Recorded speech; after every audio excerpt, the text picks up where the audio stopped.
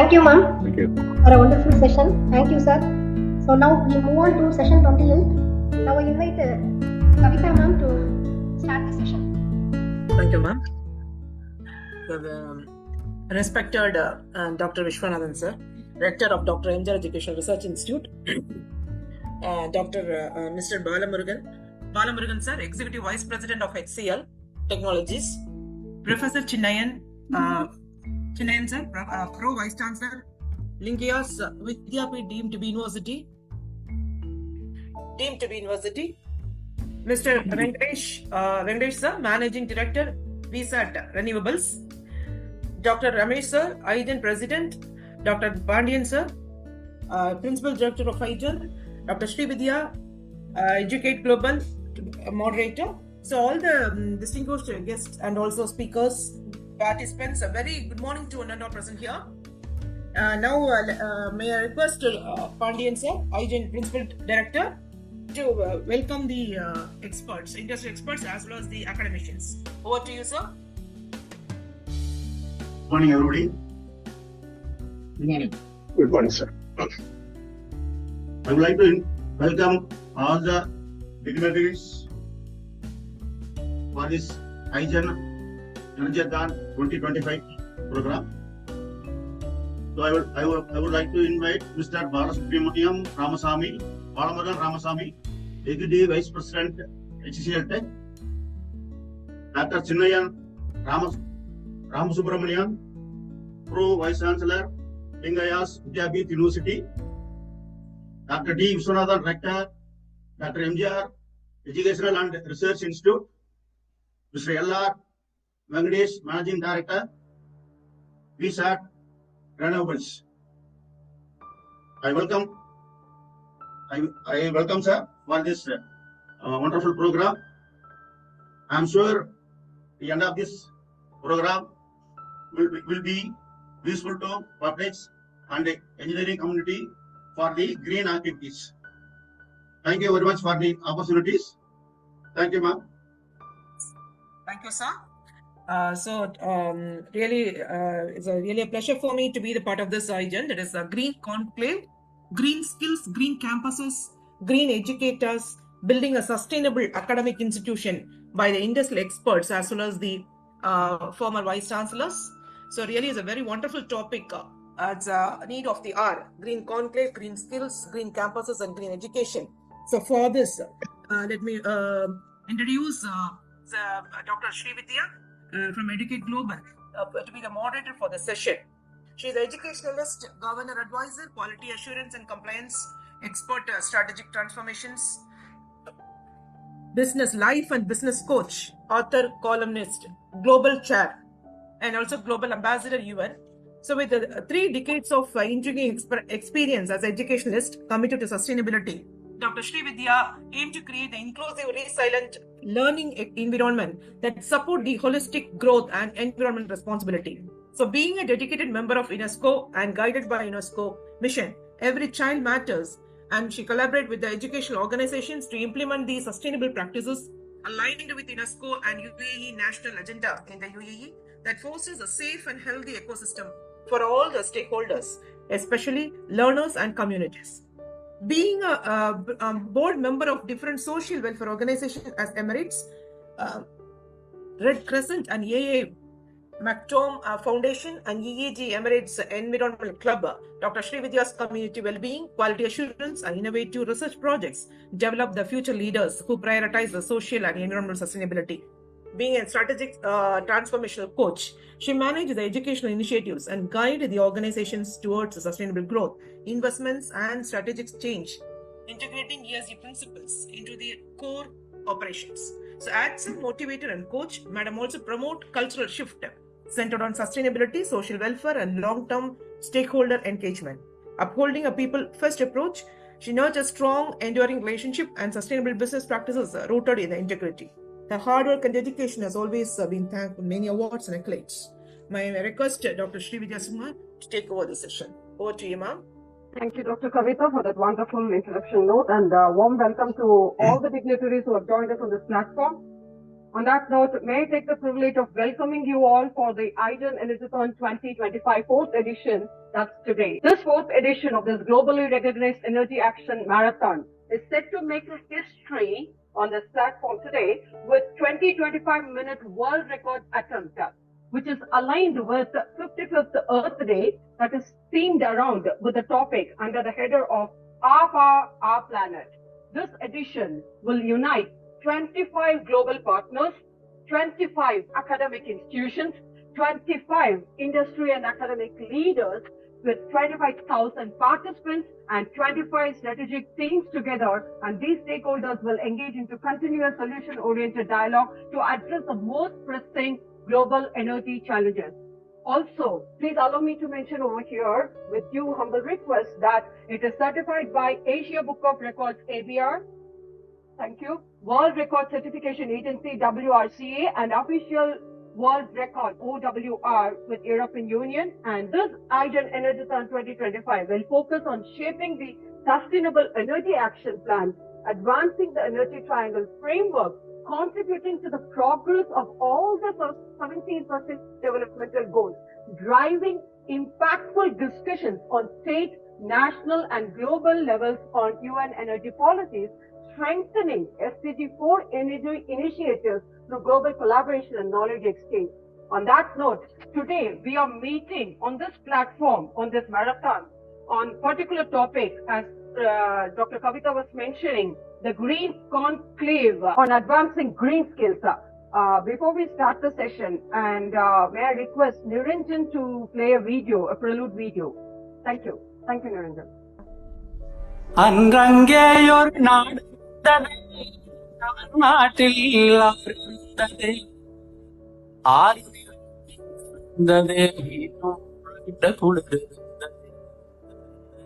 அந்தமிட வயல் வயல் முழுவதும் கதிர்ந்தது, கதிர் கொத்திட கிளி வந்ததே, கிளிகள் பாடும் பாட்டிருந்தது.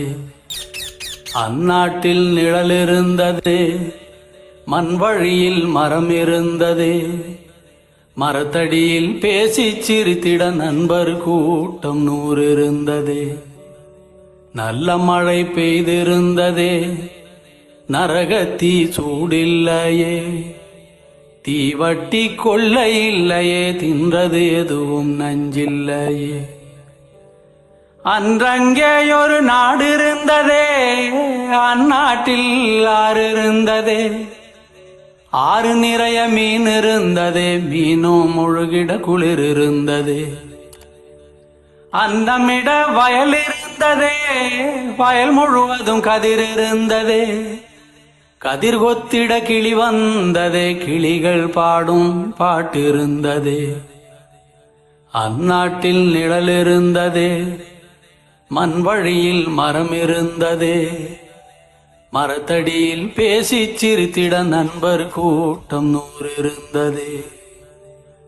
நல்ல மழை பெய்திருந்ததே, நரகத்தீ சூடில்லையே, தீவட்டி கொள்ளை இல்லையே, தின்றது எதுவும் நஞ்சில்லையே. ஒரு வீட்டில் அடுப்பெறிந்தால் மறு வீட்டில் பசி இல்லையே, ஒரு கண்ணுகள் அங்கி நிறைந்தால் ஓடி வர பலருண்டங்கே. ஒரு வீட்டில் அடுப்பெறிந்தால் மறு வீட்டில் பசி இல்லையே, ஒரு கண்ணுகள் அங்கி நிறைந்தால் ஓடி வர பலருண்டங்கே. நாடெங்கும் மதில்கள் இல்லையே, நடைவெளி இடைவெளி 100 இருந்தது, 4 மணி பூவிருந்ததே, நல்லோர் சொல்லுக்கு விலை இருந்ததே. அன்றும் பல மதம் இருந்ததே, அதையும் தாண்டி அன்பிருந்ததே.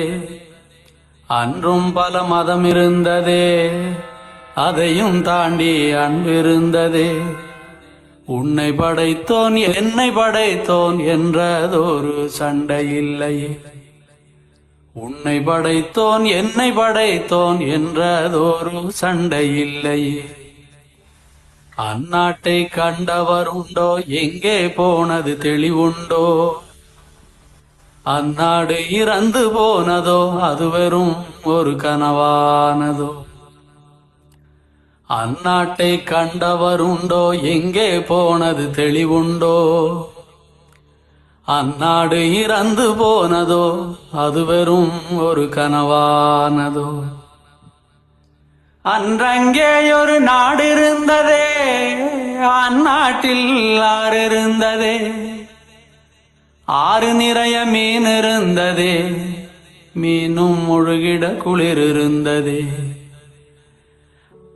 அன்னமிட வயல் இருந்ததே வயல் முழுவதும் கதிர் இருந்ததே கதிர் கொத்திட கிளி வந்ததே கிளிகள் பாடும் பாட்டிருந்ததே கிளிகள் பாடும் பாட்டிருந்ததே. So today, if you are looking for solutions for those questions which have been questioned in that song, and sorry, it's a regional song, but still it has raised few questions. This Green Conclave initiative, which is going to focus on advancing green skills, sustainable campuses, and eco-conscious educators, will definitely give us some solutions as thinking about reimagining education, fostering to a more inclusive and equitable education system. On that note, please allow me to present before you our dignitaries who have joined us today on stage with us. Please put your hands together to welcome Professor Dr.Chinnaiyan Ramasubramanian. Welcome, sir. Welcome. Thank you. Thanks for joining us. Dr.Chinnaiyan Ramasubramanian is a Pro-Vice Chancellor in Lingayas Vidyapith, Faridabad, Haryana, with 24 years of teaching experience and 19 years of research and experience from reputed universities, affiliated engineering colleges in India. As a passionate educationist, he has been working on investigations on reliable evaluation of the compound-based structure systems. And thereby he has been contributing, having a vast exposure in teaching, research, administrative, industry, academia, and relation, consultancy, innovations, curriculum, and entrepreneurship development with a focus of preparing students as per the industry needs with latest tools and technologies. His expertise in areas such as curriculum development, policy analysis, accreditation and rankings, learning and assessment, partnership with business, research and innovation, classroom instruction, student and teacher monitoring skills have led a vast way towards the pathways ahead. And he has definitely had brought many changes in the society. Thank you, sir. It is always our honor and privilege of having you on our platform. Thank you, sir. A warm welcome to you. With him, we are joined with one more dignitary, Professor Dr. D. Viswanathan, sir, Rector, Research and Development, former Vice Chancellor of Dr. MGR Education and Research Institute. Welcome, sir. A warm welcome to you. Vanakkam. So, Professor Dr. D. Viswanathan is a Rector, Research and Development, Research Institute. He is a former Vice Chancellor of Anna University. Sir has worked very closely with his research and development with DRDO, HAL, Atomic Research Institute, ISRO, RRL, DMRL, and he has been then director of DRDL in 1984, managing leading industries. He has guided 5 PhD scholars in the field of mechanical engineering and media technology, and he has published more than 50 national and international research publications. He has received the most prestigious International Socrates Award from European Business Assembly, UK. Thank you, sir. Thanks for joining us. It's a gracious privilege of having you on our platform at the famous Oxford Hall, and the award was conferred on him for his outstanding achievements in excellence in technical education and research and remarkable reputation as a successful personal achievement. He is the first Indian to receive this accolade. Thank you, sir. He is also awarded as a Colonel Commandant of NCC by Minister of Defence, Government of India. Professor D. Viswanathan, sir, welcome. A warm welcome to you. It's always a pleasure having you on our platform. Thank you. With all your blessings, we move ahead. We are joined with Mr. Shri.Balamurugan Ramasamy, Executive Vice President of HCL Tech. Thank you, sir. Thanks for joining us. It's always a pleasure having you on our platform. It's the greatest privilege of having you. More and more, we will have more students with your incentives and with your directions. Thank you. And moving ahead, we have got another panelist, another dignitary, Mr. L.R. Venkatesh. Thank you, sir. Thanks for joining us. Who is first generation entrepreneur, started his career as medical instrument service engineer, who diversified into manufacture of washing machines, subsequently developed solar water heating systems. Necessity is the mother of invention, isn't it, sir? Thank you. So in 1991, marketed in association with few solar companies of OEM supplier, expanded into manufacturing direct marketing under the brand of Vesat. Since 2024, the solar projects with Allied Solar concepts and solutions, he has transformed so many lives and societies. He has been awarded by Tamil Nadu Energy Development Agency for innovating revolutionary design in solar water heaters in the year 1992, way beyond, way ahead. Received Kamal Patra Award by Junior Chamber of International India in 2007. In 2015, Visat featured in the cover page of Sun Nambikai magazine, approved by the vendor for Honorable Chief Minister for Solar Rooftop Program. Thank you, sir. It is always a pleasure having you. And Visat Renewables Private Limited, which is an ISO company of 9001 to 2015, with 27 years of expertise in the solar industries, has grown today to a member of 60-member turnover of 25 crores. Approved supplier in the Ministry of New and Renewable Energy, New Delhi, who are the channel partners of MNRE, that is Ministry of New and Renewable Energy, for solar power plants and for solar water heaters, domestic and industrial. Visat is also an empaneled supplier for Honorable Chief Minister Solar Roof Capital Subsidy Scheme for 10,000 domestic systems in Tamil Nadu. Visat is also an empaneled supplier for Indian Oil Corporation, IOCL, and Hindustan Petroleum Corporation, HPCL, for subsidized solar power plants for their petrol pumps. And Visat has also a government purchase enlistment certificate under National Small Industries Corporation, NSIC. Thank you, sir. Thank you for all those eminent dignitaries for joining us on this platform. And I think I'm too very fortunate and too very humbled to be there with you and on this platform. So addressing today's challenge of today, our biggest challenge during this new century is to require a thought that seems abstract till this date about the sustainable development, and switch it to a reality for all the world's people place to make our world a better place to live in. So on that note, moving on to today's topic of, as we mentioned, we go on to the panel discussion. Green Conclave initiative focus on advancing green skills, sustainable campuses, and eco-conscious educators to build future-ready sustainable organizations. So the key components could be either green skills, sustainable campuses, eco-conscious educators, or the benefits which will reward us with the benefits of environmental stewardship, future-ready workforce with innovation and leadership, and with the implementation strategies, if we think about it, could be curriculum development, capacity building, partnership and collaborations, with finally will have a fruitful impact on sustainable development, climate change mitigation, and for all the future-ready organizations to come. So this Green Conclave initiative has the potential to make a significant impact on promoting sustainability and environmental protection in education and organization practices. So again, we sum it up with reimagining education, which is fostering to a more inclusive and equitable education system for all, offering opportunities insight regardless of their background. By facilitating all these things, like career opportunities and supporting student development and providing workshops to help the schools to create genuinely inclusive curriculums, reimagining education, and enhancing the lives and prospects of 10 million students by 2035. So on that note, we open the session, we open the forum to discuss on few topics. Our first question is that, how can education institutions integrate green skills into the curriculum? I repeat the question. How can educational institutions integrate green skills into their curriculum? Yes, sir. Dr. Srividhya, ma'am, shall I? Yes, sir, please.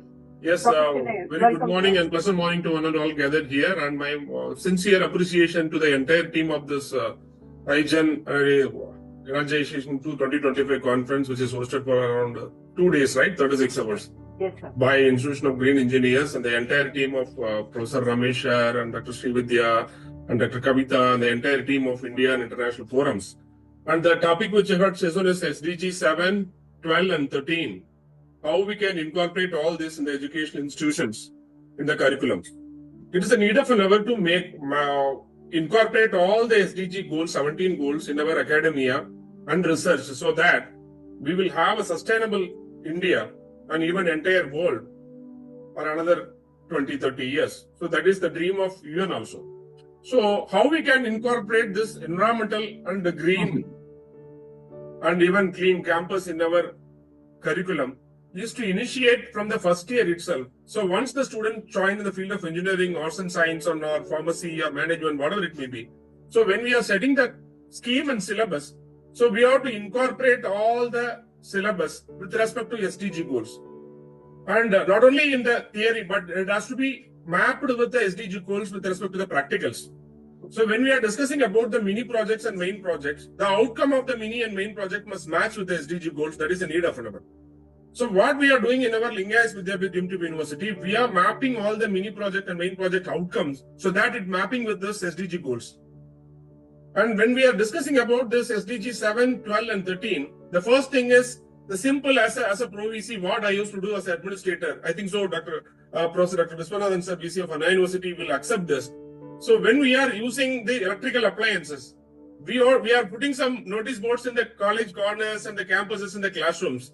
Please switch off the air condition, tube lights and fans and personal computers when not in use. This is a primary thing which you ought to have it in the education institutions, but we are not doing it. Most of the professors and faculties and the students, when they are leaving the room, they are not switched off the air condition because we are in summer now. So you know how NCR Delhi is facing this temperature now in the month of May, June, July, right? So when it is not in use, so we have to switch off all the ACs, tube lights, fans, and the energy-oriented applications. And after switching off it, we have to think about the renewable energy, as I think so. Ms. Venkatesh Lakshman has started this renewable energy startups and all. I think so. Dr. Srividhya told. So we have to open the renewable energy resources in all the sectors, and we can go for solar energy and other alternative energy sectors, so that we can ensure the students and faculties or non-teaching staff, the universities or the education institution, let them start the first step in taking care of green energy. What is the second step? When they are putting up to the age of 18 in the academia, so they are coming with the arts and science, engineering, pharmacy, management, law, all the courses. So in all the courses in the first and second semester itself, we have to put a subject, environmental subject, and it is a compulsory subject, and which 2 or 3 credits has to be mapped with SDG goals. And if we start like this, I am sure we will incorporate and we can sustain and we can make our India and the entire world as a sustainable world and a sustainable India. So as an initial note, I am starting this, and I am over to Dr. Srividhya ma'am and all the panelists to proceed further. Thank you, Dr. Chinnaiyan sir. That was a very valuable insight that you have shared, and definitely we are taking into consideration. The first thing is developing sustainability-focused courses that will, on environmental science and green technologies, and incorporating topics with renewable energy, sustainable agriculture, and eco-friendly practices with interdisciplinary approaches with green skills for various disciplines such as science, technology, and engineering and mathematics, that is STEM through the stream, encouraging interdisciplinary projects and collaborations. When the project-based learning is being inculcated to develop green skills such as designing sustainable products and systems, encouraging the students to work on real-world projects that will address the environmental challenges with the experiential learning, providing opportunities to gain hands-on experience with green technologies and sustainable practices, and partnering with the industry and community organizations to provide experiential learning opportunities, incorporating real-world examples such as illustrating with environmental challenges. We're fostering critical thinking and problem solving also, and with collaboration and partnerships, and also addressing with the SWOT analysis of threats and opportunities, strengths, opportunities, and threats.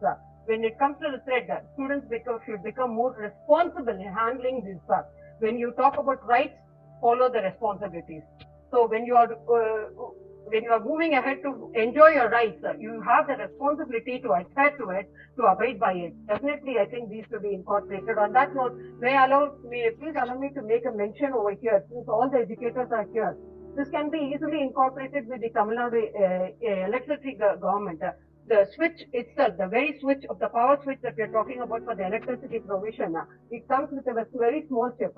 So that comes with a sensor. As soon as the people enters in, it gets on, and when they move out, it automatically turns off. But this is applicable only for the lights and other facilities, but definitely not for the projectors which are being left on almost all the time in school. In that case, definitely social responsibility takes the prime place there to make our sustainable future and contribute to the development of the more environmentally conscious workforce.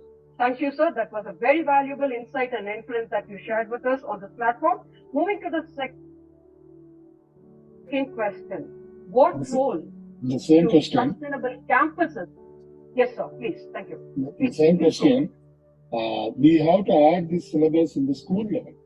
Yes. From 9th standard onwards, it should be a compulsory for every 100%. student of this country should aware about the challenges we face through the plastics or environmental issues or air pollution.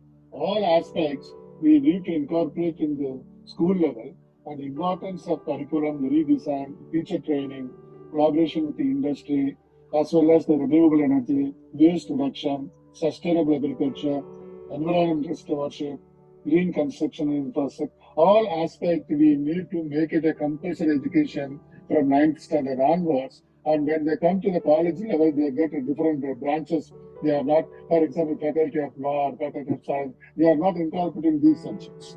So it should be given in there. And we have to train the teachers in the school level. Make it a compulsory. This is my suggestion. 200%, sir. 200%. Anybody else would like to contribute on that, please? I think Mr. Venkatesh would like to. Throw some light on that? Yes, please. Yeah. Initially, in your introduction song in Tamil, it was stimulating us to go back to our age-old childhood days. Very true. And this sustainable energy development can bring back us to that same era where we are young, energetic, and healthy. It is a very nice innovation. Initially, we were talking about marathon races, which is happening. Then it came slow down to walkathon. Now we started talking about energy. So whatever crisis we face, we start talking about it as a marathon. And this initiative is very lively. And as far as institutions are concerned, if they want to impart green skills, we should educate them that the green skills are really profitable. In terms of money, in terms of health, in terms of environment also. If this is preached and this is proven to them, today all youngsters needs data. They don't believe in God. They want only data. So for those youngsters, we should preach them, practice them, and show them that this green energy is going to make you healthy and also wealthy if it is being preached and made them feel it. Then automatically it will take a big through. That is my way of approaching the youngsters today. True, sir. Very true. Yes, sir. Balamurugan, sir, would you like to add on to? Yes, sir. Please. Yes, I will.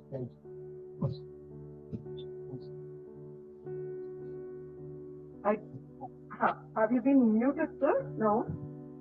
It's not audible. Oh, Yeah, now. you are able to hear me? Please, please. Yes. So first of all, hearty congratulations to the IGEN team for organizing such an event. So all the panel members are from the academy. So I thought, let me maybe accept Mr. Venkatesh.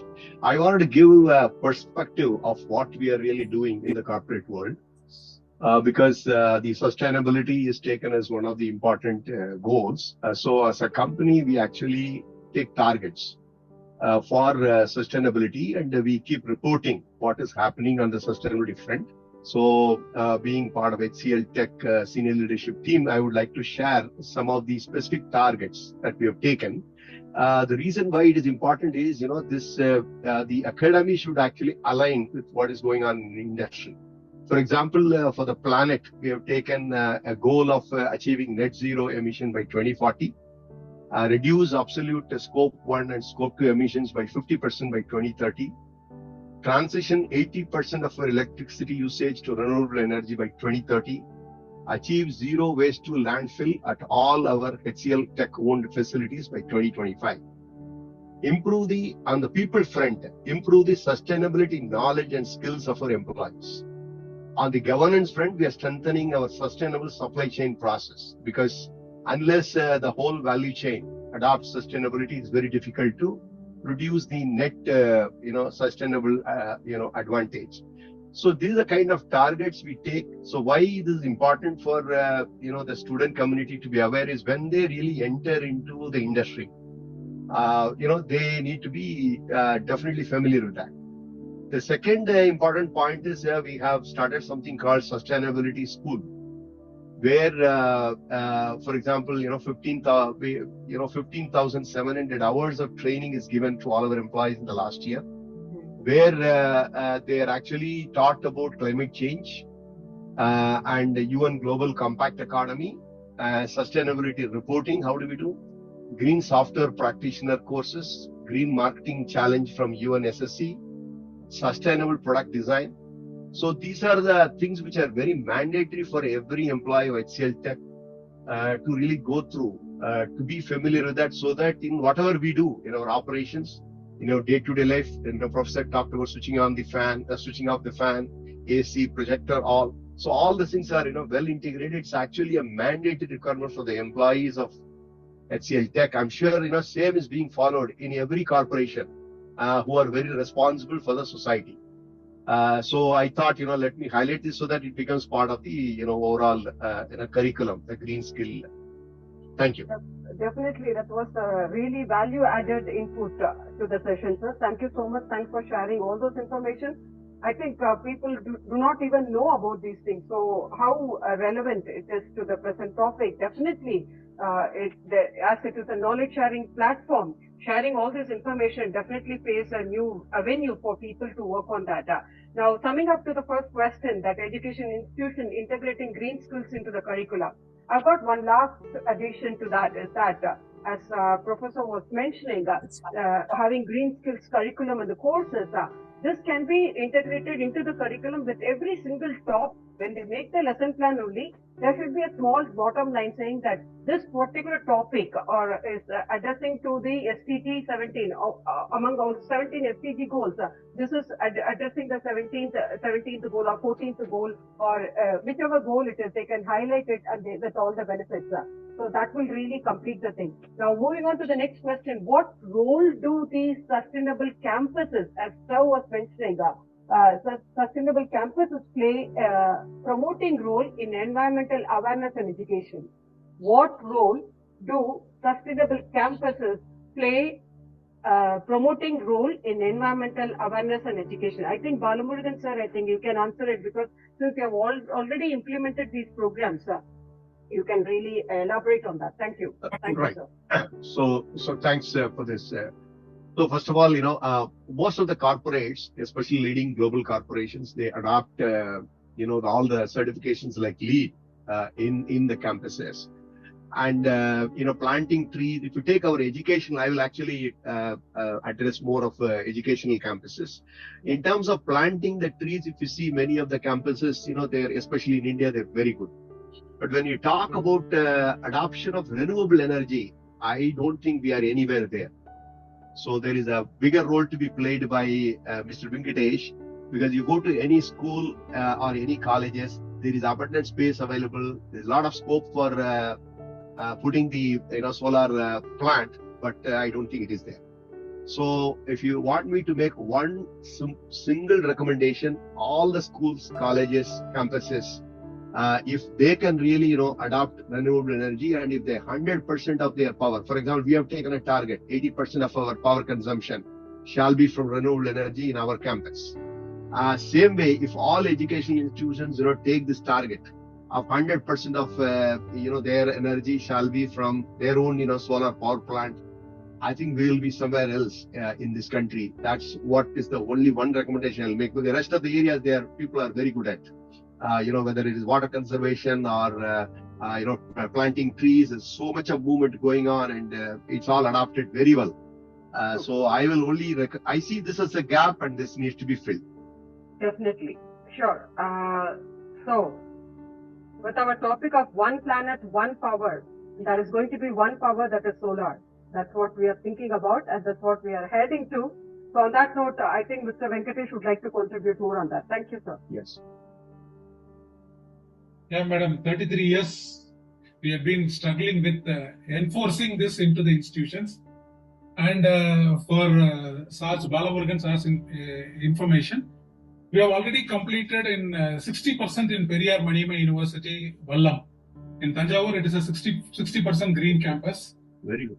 And for all the educationalists over here, PSG Hospital Coimbatore is an 85% green campus. It is the roof is fully covered with solar water heaters and solar panels. Apart from that, they have a lot of energy efficient gadgets imported into it. And in the entrance, you will find a display board stating that this campus has this much of solar water heaters, this much of solar power plants, and this much of, so it is totally 85% renewable. Like that, PSG Tech institutions, almost all the institutions are fully powered with solar, and they are more than nearly reaching 90% on renewables in all areas of their vertical. For example, they have a biogas plant installed in their plant, which all the human waste is digested and it is pumped as a biogas for the cooking application. And all the kitchen equipments are powered with solar water heater as a feed water, which saves enormous LPG fuel to them. Almost 60% of their LPG is brought down by using solar water heating systems. And of course, solar power everywhere possible, it is being done. With the support of the Tamil Nadu government, they are able to manage 90% renewable. I'm giving you small examples like that. Many institutions are practicing it indirectly or indirectly, but inculcation to the students is lagged. And if they could have these gadgets as some experiments in their routine curriculum, if they have to measure gauge the performance of the equipment on the routine curriculum, then it adds weightage to the students so that they really learn and come out with confidence so that they will start imparting it in their institutions. This is my view on that. Definitely. That was again a valuable insight. Yes, Viswanathan sir, I think you wanted to say something. Yeah. In today's world, climate change, biodiversity loss, environmental injustice are no longer distant threats. The present reality, the question is not whether education has a role to play, but how powerful it can lead the way. 10 years before, our state government brought an order, all education institutions to install the solar energy panels. But what's the reason we don't know? Immediately after a few months, it was stopped. So, sustainable campus we have to establish. That's a living example for the students who can learn and go and establish it.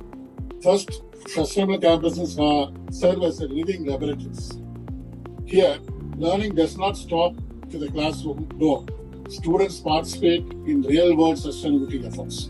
Madam, I am living 50 years in Chennai. Still, we are not able to find a solution for Coam River pollution. And the Coam River is polluting the sea. The polluted water is the fishes are being catched from the land.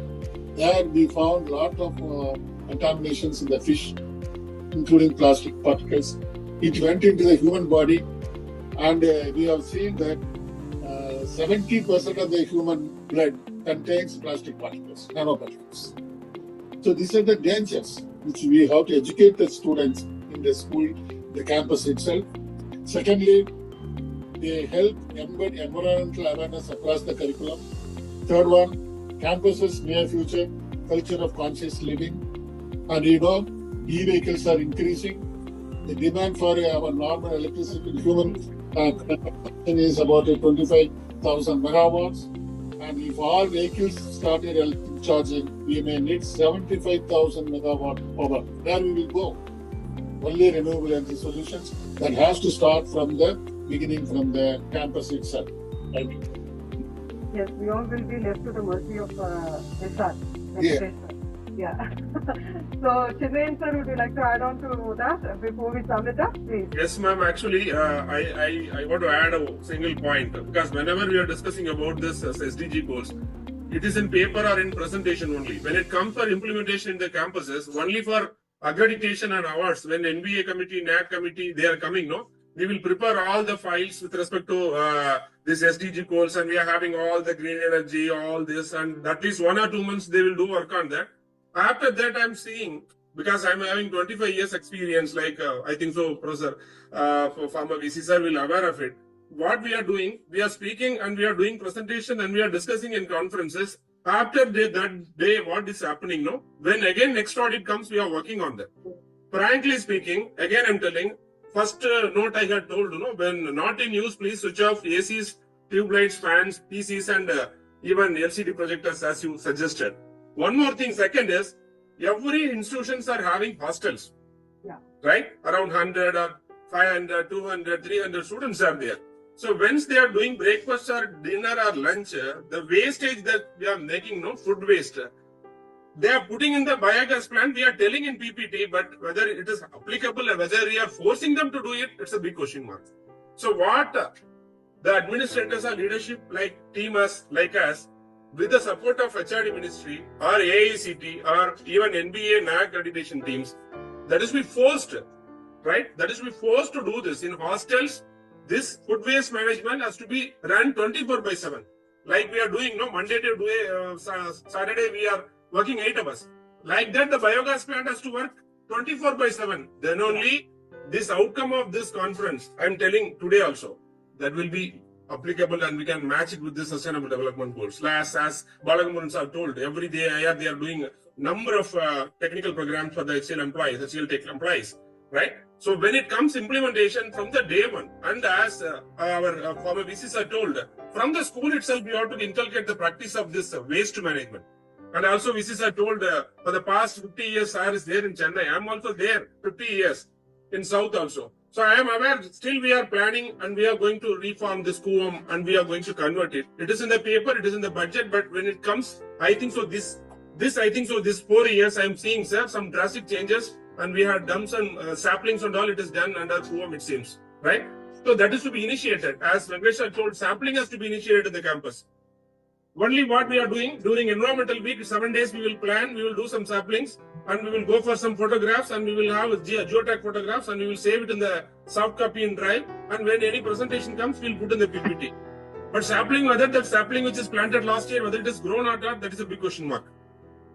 What we used to do it in Lingayas Vidyapith, whenever any guest comes, for example, Dr. Srividhya or Viswanathan sir or Balamurugan sir, they are coming, we will give the sapling in their name, we will put a hoarding.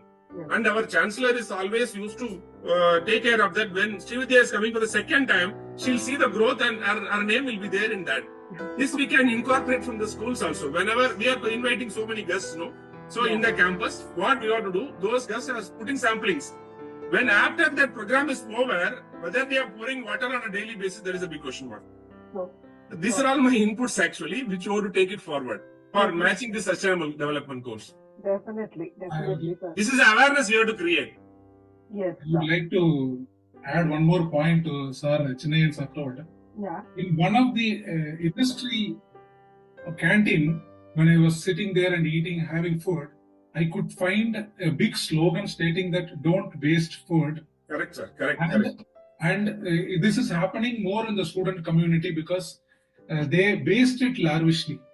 And the amount of energy spent, or you can take in terms of water or oxygen or CO2 taken inside by the plant to bring that rice, 1 grain of rice, is much higher. And the disposing of that waste again into the environment, sustainable environment, to make it fruitful, to make it a useful manure, we spend a lot of energy into it. If the educational campuses preach or even make videos stating that converting the food waste into a manure consumes this much of energy, and generating the food to you consumes this much of natural resource. If both this is wasted, then you are waste. You are a waste. That much teaching has to be done. Sir, correct. You are right. This has to be inculcated to the students because today eating and wasting has become a habit for all the youngsters. Even I could see a lot of people buy in Swiggy, they pack it, certain items are just thrown out. They don't like it, they just taste it, they don't like, they throw it out. But what is the energy consumed? Future, to make it sustainable, if you waste your food in the hotel, your bill will be much, much higher. You will be taxed for it to dispose of the waste. This is happening in some of the European countries, I was told, but I was not experiencing it. Whether you walk in European streets, you don't find this much of waste as we find in Indian hotels.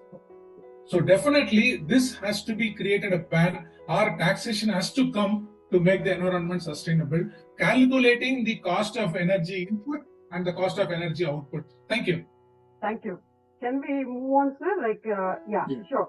So summing up with exactly what we were talking about, building sustainable campuses, grow where you're planted, with suggestion from respected Venkatesh sir. And definitely, this should be inculcated in the students' minds and thoughts, and also action. Sow a thought, reap an action. Sow an action, reap a character. Sow a character, reap a destiny. So it becomes a habit. They don't do it only for the inspection point of it. And also coming to the inspections and the audits that we're talking about, if you're doing something, anything without a measure, it will go waste. It is just a waste. So when you have a measure, this kind of audits that we take in the school campuses, it should not be a routine thing. It should be an instant thing. All of a sudden, we should go for audits. We should do an evaluation. There should be a measure taking up, and such that I think if it is not so, hailing from this part of UAE, for us, if we don't abide to it, if we don't abide to the rules, then immediately you get a fine. So if at all we have some fining system, I think probably this can be implemented. It's just a thought. You can think about it. Well, I leave it for all the dignitaries to come up. So, summing up this question, with sustainable campuses promoting environmental awareness and education, teaching is there. Environmental awareness should take place, and to make the sustainable campuses playing a significant role in promoting environmental education. So modeling sustainable practices, demonstration of the sustainable practices and technologies using energy efficient buildings and renewable systems, showcasing sustainable landscape and waste management practices, providing hands-on learning opportunities, fostering environmental awareness, supporting sustainability-focused curriculum, building a community engagement for all the stakeholders, including the parents, teachers, and the students, and also the service providers with local organizations and business, and reducing, this will definitely help in reducing the environmental impact, such that we can make our campuses more sustainable and more for the future. So, moving on to the third question. How can we as educators, when we talk about building sustainable campuses, integrating into the curriculum, how can we educators be trained to integrate sustainability with consistency into the teaching practices? So I repeat the question, we as educators, how can we do the training to integrate sustainability and environmental awareness into the teaching practices? It's a really great question. Thank you, sir. Training the educators to integrate sustainability and environmental awareness into their teaching is essential for shaping the future generations of responsible, climate-conscious citizens. If we agree the education is key to solving the climate crisis, then we must also agree on the educators themselves must be equipped to lead the way. Sustainability is viewed as the responsibility of environmental science departments alone. But the truth is, sustainability, like literacy or critical thinking, should be embedded across every subject and every stage of learning that begins with the training and support of educators. Like professional development with purpose, and interdisciplinary and subject approaches, specific approaches, access to teaching resources and curriculum support, collaboration and institutional support, modeling sustainability in practice. All these things need to be addressed while we are integrating the sustainability in the teaching practices. So, thank you, sir. Thank you so much. Is there any other contribution for this question, please? Yeah. Since I have a. So basically, I would bring two aspects from the industry side. which we are trying to do. One is sustainable product design. The second one is technology solution that help organizations to measure and improve sustainability. Because unless we measure and monitor, it is very difficult to take actions. So these are two areas where global corporations are focusing. Companies like HCL Tech, Deloitte, Accenture, we all have solutions. For example, HCL Tech, our solution is called Net Zero Intelligence Operations, which is a comprehensive sustainability-focused IoT solutions that helps enterprises to reduce energy consumption and GHG emission. Similarly, Deloitte has got a solution called Green Light Solution. Similarly, Accenture solution is called MyNav Green Cloud Advisor. And similarly, on the engineering side, there's so much happening on the renewable energy technologies and nature-based solutions. So I think, as Sir was pointing out, it cannot be a separate, topic like in environmental science branch or something like that. It has to be there in every branch, whether it is computer science or whether electronics or mechanical engineering, anywhere. I was just reading one news report where IIT Madras has developed a solar-powered desalination plant where it was installed in Vivekananda Kendriya in Kanyakumari district, where the entire desalination is done using solar power.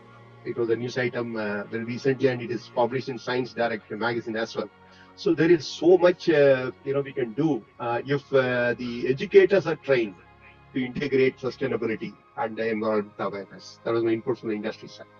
Thank you, Balamurugan sir. If there is anything to be added on to that particular question? We can target on creating energypreneurs. Oh, right. Exclusive energypreneurs can be created. And this can be done. Dr. Velraj sir has joined, and he can create wonders now because he is in the committee, and he is the head of that engineering curriculum, engineering faculty. So automatically he can create a lot of experiments based on the solar, because today IoT as things has enabled that all the data generation, everything can be brought to the lab. When students are exposed to that, automatically their mind will start working on improving the efficiency of these gadgets.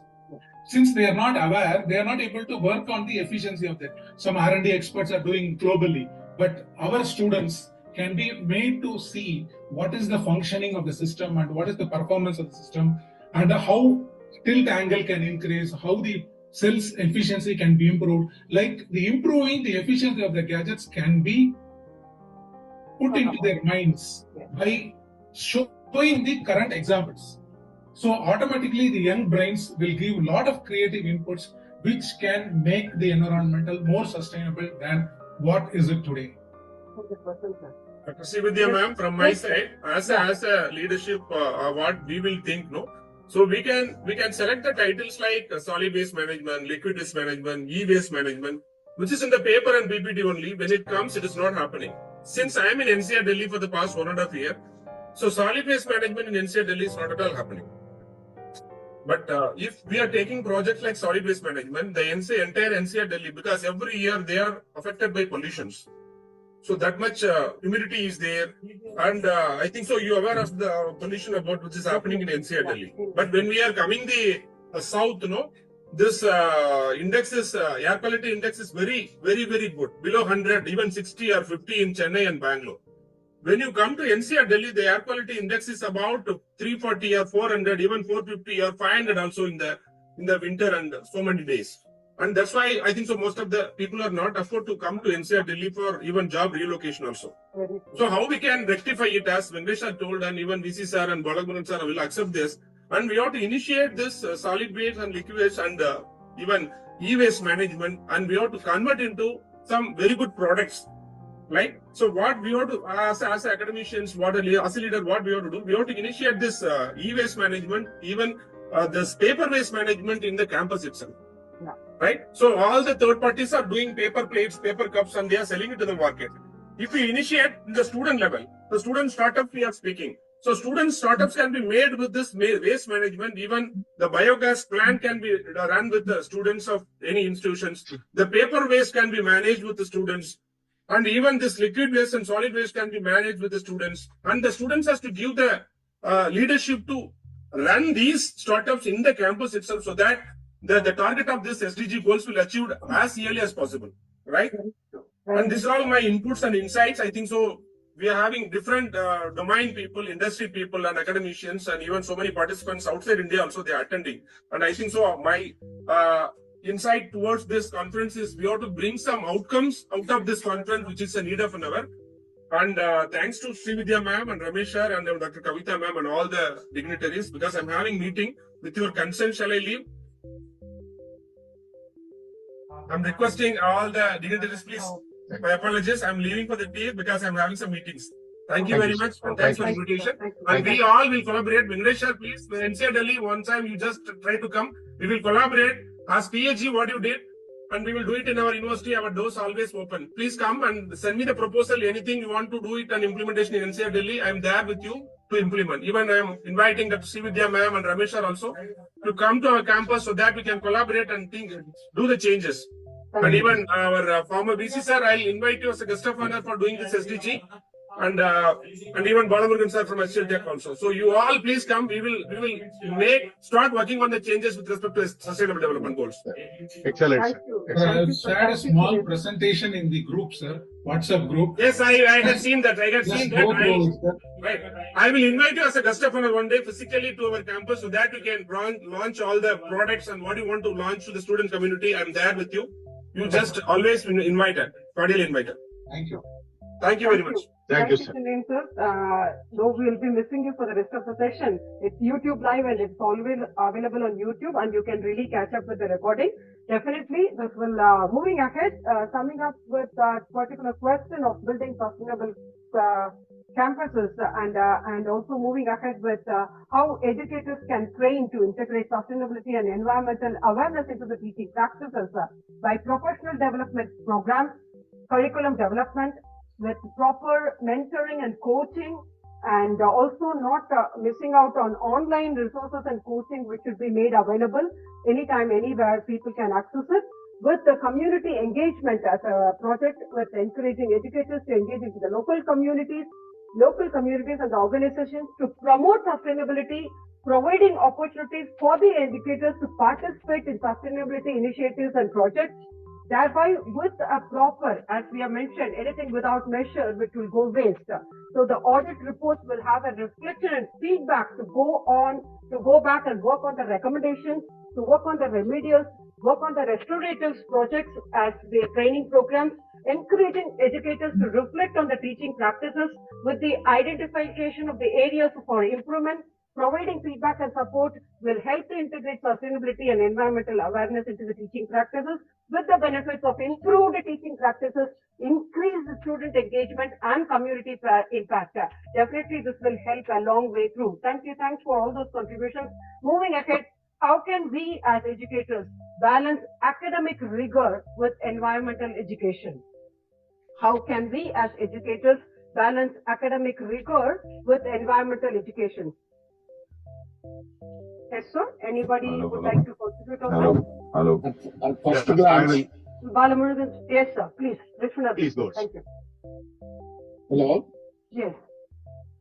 Yeah. So before you start, may I request others to mute yourself, please, apart from the speaker. Thank you.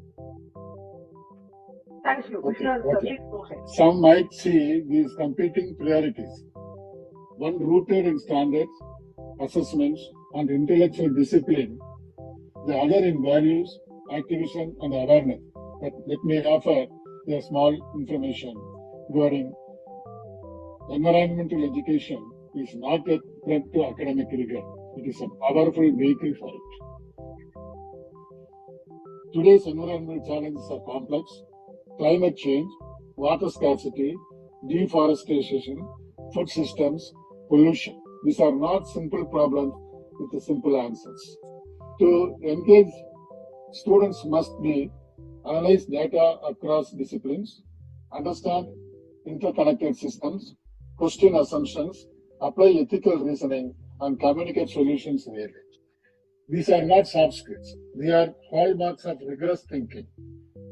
The way traits we want in every graduate in every discipline. and real-world relevance.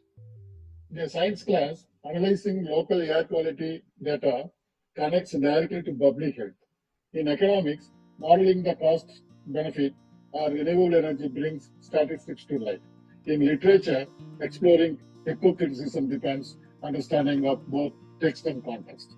So what I suggest is interdisciplinary learning mirrors, and it is not either or, it is both, and also institutional support makes it possible. And the ethical imperative, let us not forget, education is not just about skills and standards. It is about preparing responsible citizens. We are educating students for a world of rising seas, climate migration, and ecological limits. This is my interventions. Very true, sir. Very true. We're taking into total consideration and with acceptance, integrating environmental education with the existing curricula, incorporating environmental education with existing subjects such as interdisciplinary factors of science, maths, language, arts, etc., with focusing on the real world applications, developing critical thinking and problem solving skills, and with the proper assessment and evaluation, this environmental education will definitely help the educators to provide students with a comprehensive education that prepares for a success for both academic and the professional pursuits as well, while also promoting environmental awareness and sustainability. We have come to the last question of the session because we are running ahead of time. Please, what are the key characteristics of a future-ready sustainable organization? A future-ready sustainable organization. Yeah. Yes. So one simple response to this: anything that we do, whether it's a product or a service, we need to ask two questions. What is the impact on the environment and society? Second, if there is a negative impact because of my product or because of my service, are we having enough mitigations in place from day one? If you keep this as the fundamental thing, for any organization, any business, anything that we do, we would not have been in this situation. For example, when the motor was invented, hundreds of years back, if this question was asked and answer was done that day, or when a plastic bag is manufactured and used, if this question was asked and answered, I don't think we would have been facing this kind of a problem. So, with the young minds, students in the schools, colleges, education, everybody, I think if these two questions are asked and answered, I think we'll be in a better world. Very great input, sir. Definitely. If there is anybody to contribute on that, please. Madam, please allow me to share the last two slides. Yes, sir. All your questions. Before we end the session, just give me 2 minutes, sir, please. Yeah, please. Give me 2 minutes, sir. Definitely. Before we end the session, we will do that. Yeah. Right. Any other input, sir? Please. My suggestion is that any new institution is going to get approval must have all these concepts in ready. They must have solar, they must have recycling, they must have awareness of plastic. Everything what we discussed today, it should be incorporated. Then only the government should give permission to start the education institution. Yes, true. About mandation. About mandation, solar water heater is made mandatory in 2004 by Tamil Nadu government after a lot of push. But implementation level we lag because the consumer is not fully aware. Second thing, CMDA in Chennai has made a regulatory that any building above 3 floors, 1/3 roof area should be covered with solar PV panels. Now, PV panels are hired for the regulator approval but not installed because again they are not inculcated with the benefits of it. So the benefits of the green energy should be taught in terms of commercial alone, not with the pollution and STG, all the things. Commercial benefits, today it is economically viable. Not when we started with 33 years old, there is no cost of economics in solar PV. But today the solar PV is economically viable and it is on par with the grid, it has attained grid parity. Then why not we educate? Because our people are in the old mindset that solar is costly, solar is not viable, it is not economical. But once we break these barriers, automatically when their pockets are filled, they will be pumping it into it. Educationists should be mandated, but at the same time, they have to be insisted that it has to be maintained. It should not be hired. It has to be maintained, and every year when you plant a tree, you send a photograph of the person who has planted next year that your tree has grown this much high. He will be happy. Like that, when a person inaugurates a solar system, after 1 year, you write a mail to them stating that this system has saved this much of CO2 and this is equivalent to planting this much of trees. Then automatically he will get motivated and start practicing it and start preaching it also. Thank you. Thank you, sir. Yes, very well noted. I think with the great requirement which is coming for the environmental awareness and education, I think we should have one more ministry in the government as environmental social governance. ESG should have one ministry, and so that all these can be taken care of by that particular ministry in terms of audits, reports, training, and etc. And all the stakeholders and business entities will definitely approve it and will abide by it. And moving ahead. So a future-ready, sustainable organization has several key characteristics that has rapidly coming into the changing world with strong identity, with a clear, well-defined purpose that goes beyond profit, focusing on creating value for all. So with all the stakeholders and value agenda with a clear understanding of how the organization creates value and what sets it apart with a distinct culture formation, with a unique culture that fosters creativity, speed, and accountability, with more kind of agile operations in terms of flat structure and empowered teams with data-driven decisions, which will create a fabric of the ecosystem with the data-rich technology, with continuous learning as a process which is being there, with adaptability and resilience. When we implement something, there's always going to be a decision. So what has to come in place is the resilience. So the flexibility to adapt to the new changing market and the conditions and the customer needs, with the resilience, with the capacity to withstand the disruptions and bounce back with adversity, with a proper leadership and talent who can take the place with the strong leadership, inspiring, motivating teams to drive innovation and growth, with the talent development with the youngsters and their new younger generations, with sustainability and social responsibility as the main agenda. By incorporating these characters, definitely organizations will be able to build a strong foundation for a long-term success of sustainability. Thank you so much. That was an amazing panel, which I have never had ever before, with all the eminent dignitaries who have joined me on the stage. I'm really fortunate enough to have this panel and to have Mr. P.S. Kumar, please kindly I request you to move yourself. So we sum it up saying that the future of the civilization to a greater extent is not being built in the four walls of the classroom that we think, but definitely outside the four walls of the classroom. So the education is a passport to the future for those who plan for the destiny today. As such, the destiny itself a wonderful tapestry in which thread by thread it is guided by the unspeakable tender hand, placed beside by one after the other by creating 100 others who will follow through. So it is of paramount importance to create the ideal ambience that shapes the minds of the generations to come for the inheritance, the younger generation. As a true enlightening education that is built on the love, respect, and commitment and devotion that will cultivate a curious, adaptable, mind-grounded openness, fearless, explorative learning, guided by the moral principles, application to the real world. This kind of education will instill a deep sense of self-reliance, self-discipline, in the minds of the future generation, who will remain steadfast in the commitment in doing whatever right is sustainable and right, no matter how the challenging situations are going to be. They will become individuals who will be equipped with skills to tackle the new challenges enthusiastically and embrace the new opportunities with a sense of duty. So they will create a cult of respecting and celebrating differences, cultured on the values of understanding, empathy, tolerance, and change, to emerge as innovative leaders who will be determined to take the effective transformation change in the communities and the wider world. As said, and where there is righteousness in the heart, there is always a beauty in the character. When there is a beauty in the character, there is always harmony at home. When there is harmony at home, there is always order in the nation. When there is order in the nation, there is always a peace in the world. As said in our Upanishad, Asatoma Sadgamaya, Tamatoma Jyotirgamaya, Mrityoma Amritam Gamaya, Om Shakti Shanti Shantihi. Let us lead ourselves from the ignorance to truth of realization. Let us lead ourselves from the darkness to light, that is enlightenment. Let us lead us from this enlightenment to the liberated world, making this world a better place to live in. So education is not a preparation for life, it is life itself.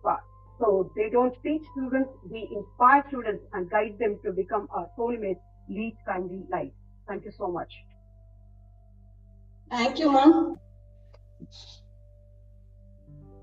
Thank you so much. Kavita ma'am, are you there? Yes, ma'am. Thank you. Yeah, Yes, thank you so much for this wonderful session.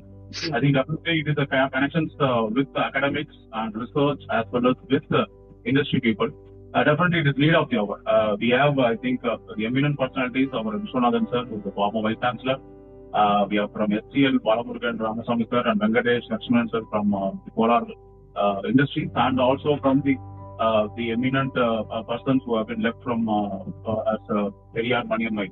I think all the speakers have given a wonderful session. Definitely, I think this is the actual need of the hour where the government as well as the bureaucrats has to look forward this kind of initiative, because the world is moving very in a very faster way. But again, the planning is only if we are having a dedicated solution. It's not going to reach to the world to make it much more clean and green. We need an execution. We need a mindset change. The people has to adopt. Only one important thing we need to see from all the speakers: solar is not something like very new.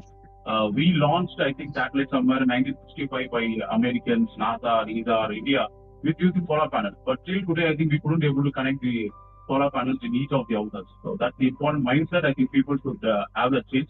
And definitely with that change, we can be able to bring a lot of change what really we require for our Mother Earth, because we need to bring down the fever, what is the Earth is facing, that's increasing the temperature. We need to bring it down. Definitely we are all there, put together, we will make it up. And once again, thank you all the speakers, and especially Dr. Srividhya, who is always a pioneer with IGEN. She's one of the pillars, we can say, sitting in UAE and always connecting with the Mother India. Definitely thank you so much, ma'am, for making this wonderful session. I think you always have that soundful knowledge. Thank you so much from IGEN. Yeah, sure. Thank you. Thank you. That was a wonderful dedication from you. Venkatesh sir, please share your 2 slides. Thank you. Permitted to share? Yes. Thank you. Is it visible? Yes, it is quite visible, sir. Sure.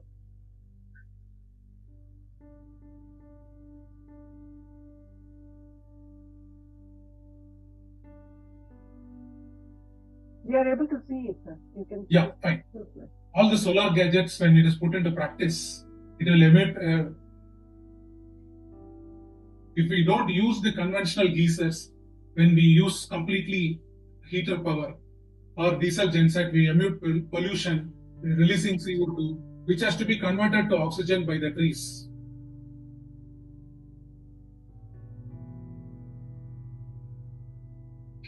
So this is the process, this is a chemistry which is happening behind, and trees fix carbon dioxide into it. So when you install solar gadgets, one heater is equivalent to 6 trees planted and maintained for 20 years. Sir, Venkatesh, sir. Yeah. Can you see it? Sir, can you make it fast, sir? Because only 2 slides. That's all. I'm just closing it. See, solar pump will save around 34 trees, 5 HP pump, and a solar power plant of just 2 kilowatts will save 17 trees. So it is indirectly.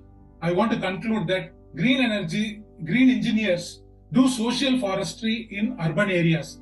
Extensive use of solar by the next generation can make our Mother Earth sustainable, stopping global warming. This is the message which I want to convey. Thank you very much for this opportunity. Thank you.